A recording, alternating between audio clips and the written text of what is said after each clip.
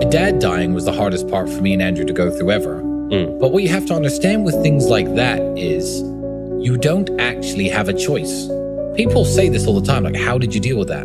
It's like, well, what was my alternative? Bring him back to life? There is no way out of it. So you can either, and people say this all the time, oh, my mother's got cancer, she's going to die in 6 months. What do? I say, enjoy the next 6 months with her.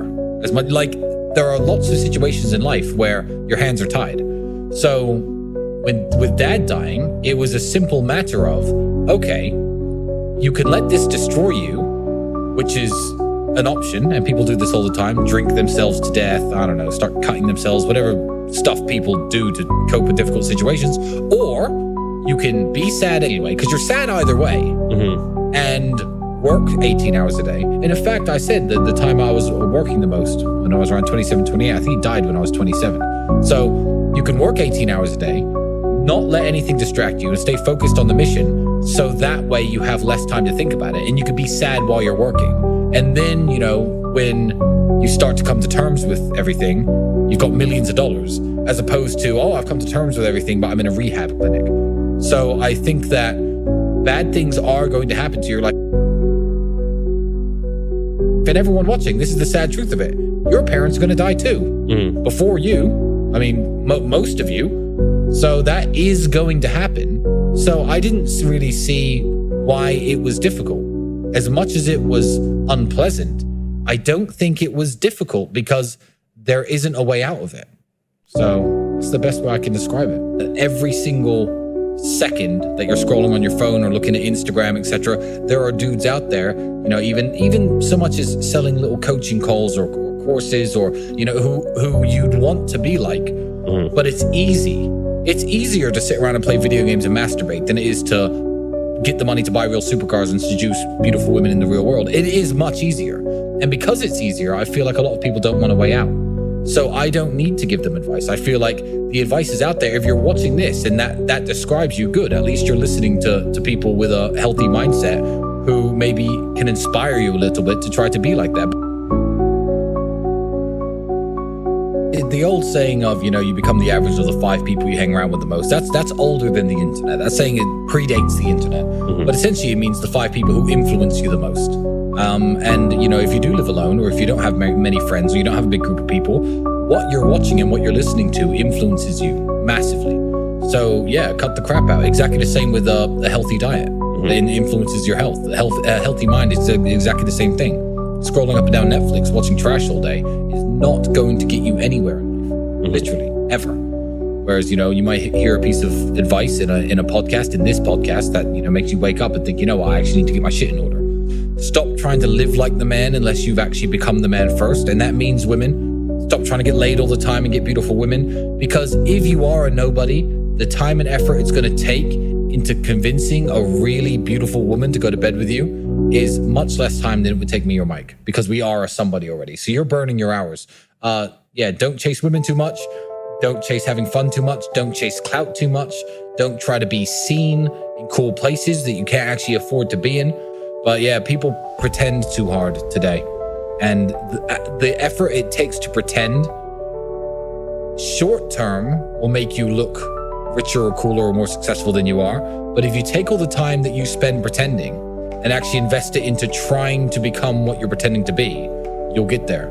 Yeah. But it will take, again, 3, 4, 5 years. And people, like anything in life, whether it's becoming a father or, you know, losing your dad and having your mom to take care of, everything can be a source of inspiration.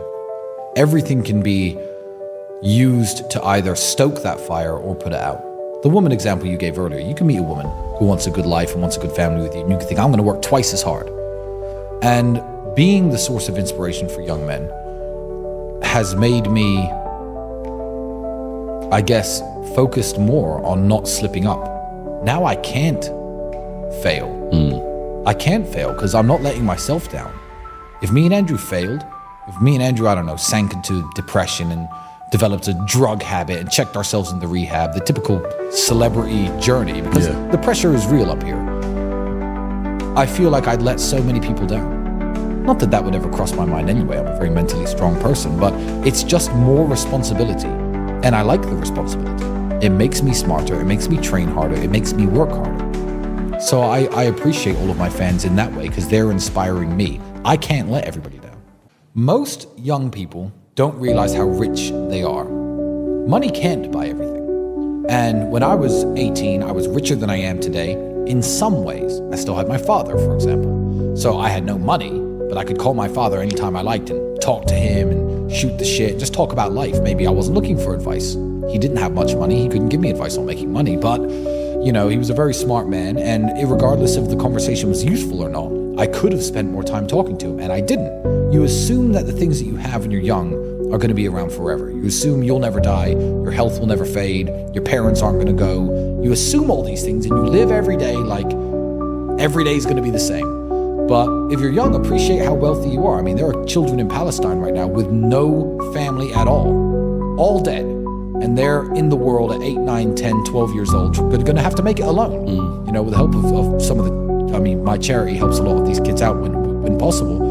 But yeah, if you got both parents, you know, a good home, food to eat, you're very lucky. Enjoy that wealth while it lasts. Any young person to sit there whose life isn't going right, who had a failed relationship, they're 21, working a dead-end job, but to see on the internet, don't worry, some flowers take longer to bloom, you're gonna make it one day, your time will come, and going, okay, great, sigh of relief, my time will come, the internet said so. If you buy into that, you deserve to be poor forever. Like, panic mode is the best mode to be in. Things aren't quite right, life sucks, my girlfriend just left me, can't pay my rent, panic mode.